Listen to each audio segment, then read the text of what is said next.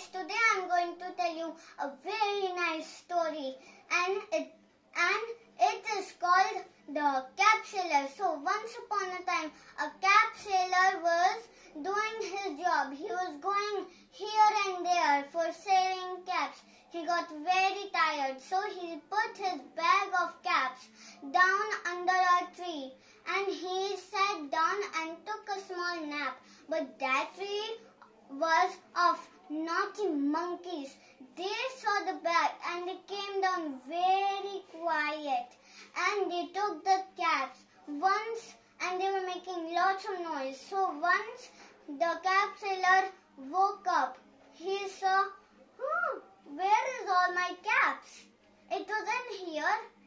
Then he looked up and saw all the monkeys, and those monkeys copy everyone. So when he was doing, hey, give my caps back, they did the same. So then he thought that, oh, these are copying monkeys. So he was wearing one cap. He took off his cap and threw it on the ground. All the same monkeys did that. And then he got all of his caps back.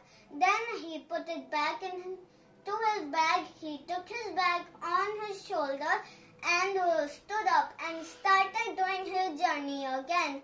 And bye guys. Enjoy this video and stay healthy always. Bye.